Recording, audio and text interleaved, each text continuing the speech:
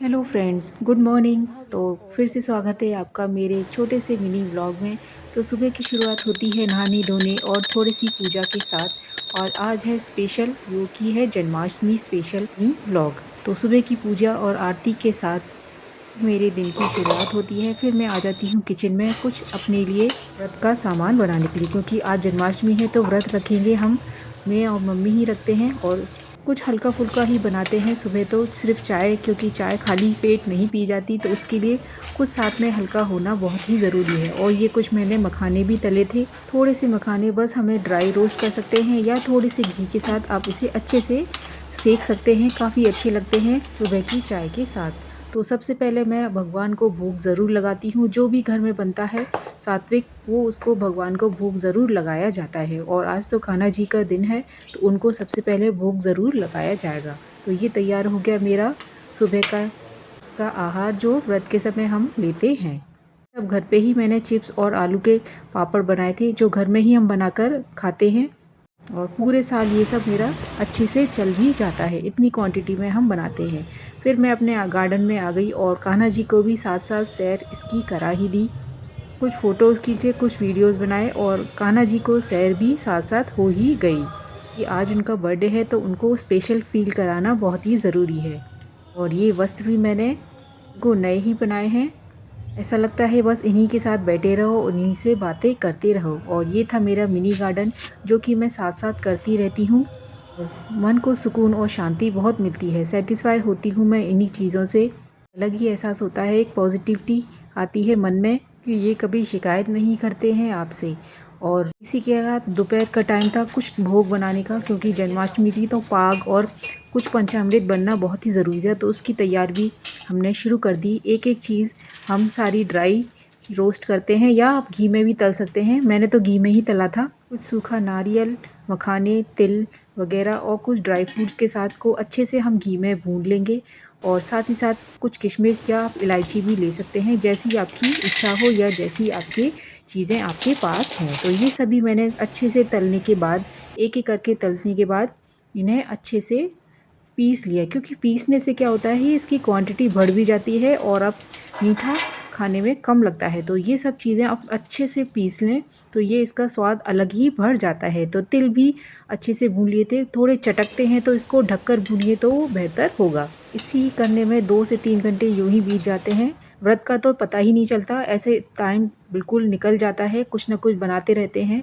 त्यौहार है तो त्यौहार जैसा लगना भी चाहिए। साल हम इंतज़ार करते हैं इन चीज़ों का। हर त्यौहार का एक अलग महत्व है और कुछ ऐसी चीज़ें हैं जो एक ही साल में एक ही बार बनने को होती हैं।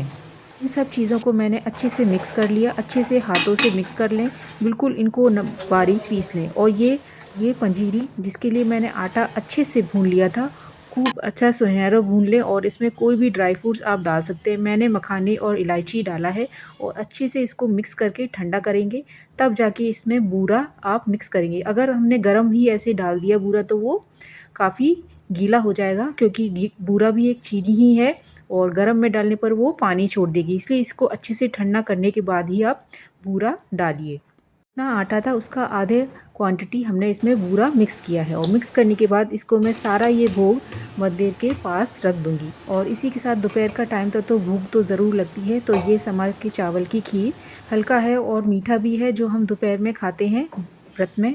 और सबसे पहले भगवान को ज़रूर भोग लगाएंगे, फिर ही उसके बाद हम खाना शुरू करते हैं। तो इसमें मैंने थोड़ा अनार का दाना भी मिक्स किया, बहुत स्वादिष्ट लगता है, आप भी ट्राई ज़रूर कीजिएगा। तो ये मेरा पाग भी रेडी था, गुड़ का बनाया है, वैसे आप चीनी का इस्तेमाल भी कर सकते हैं। इस बार मैंने कुछ नया ट्राई किया है, बहुत ही अच्छा बना था और जल्दी से ये जम भी गया था।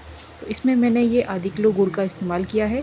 सारे मेवे मैंने इसमें ही डाल दिए थे। फिर इसको थोड़ा ठंडा होने के बाद इसको अच्छे से पीसेस में कट कर लिया। उसका वीडियो मैं बना नहीं पाई, पता नहीं कैसे स्किप हो गया। मेरा काम कर रही थी तो भूल ही गई इसको। मैंने जब मैं इसको मिक्स कर रही थी ड्राई फ्रूट्स और गुड़ को, तो ये वीडियो बनाना भूल गई और जल्दी जल्दी में ये बनकर तैयार हो गया, पता ही नहीं चला। फिर जाके मैंने इसको शूट किया जब ये बन के तैयार था।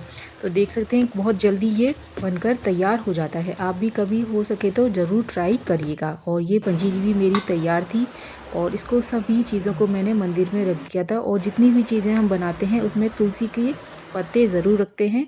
इसको रखना शुभ होता है और जो भी भोग बनाया था वो बनकर मेरा शाम के टाइम तक तैयार था। समय भी बीतता जा रहा था और 12 बजने वाले थे, तो हमने आरती की तैयारी भी शुरू कर दी थी। और जैसे जैसे कान्हा जी का जन्म होता है, एक अलग ही खुशी और उत्सव का माहौल हो जाता है। और फिर हमने पंचामृत से कान्हा जी को स्नान कराया। पहले दूध, दही और घी और गंगा जल और शहद से हमने पंचामृत का इस्तेमाल करके इनको अच्छे से स्नान कराया। पहले शुरुआत मम्मी ने करी, फिर उसके साथ ही साथ मैंने भी उनको स्नान कराना शुरू कर ही दिया। ये करके सभी ने उनको स्नान कराया अच्छे से गंगा जल से। गंगा जल भी हम हरिद्वार से ही लेकर आए थे और 2 से 3 बोतल काफ़ी सारी लेकर आए थे, तो उसी गंगा जल से हमने इनको स्नान कराया था। और ये ऐसा करते करते टाइम का पता ही चलता। अलग ही खुशी मिलती है कान्हा जी को इस तरह से स्नान कराकर, नए नए वस्त्र पहनाकर।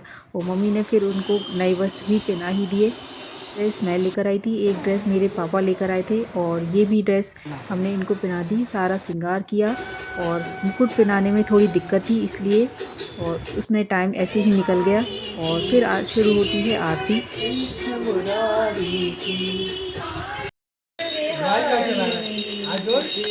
इसी के साथ हम फिर भोग लगाते हैं। जो भी चीज़ें आप मन से बनाते हैं, मीठा या कोई भी सात्विक भोजन, उनको भोग लगाइए। इस तरह से पर्दा लगाकर भोग लगाने से भगवान ज़रूर उनको स्वीकार करते हैं। जो भी मन से आप देंगे वो ज़रूर स्वीकार करेंगे। बस मन अच्छा और सच्चा होना चाहिए।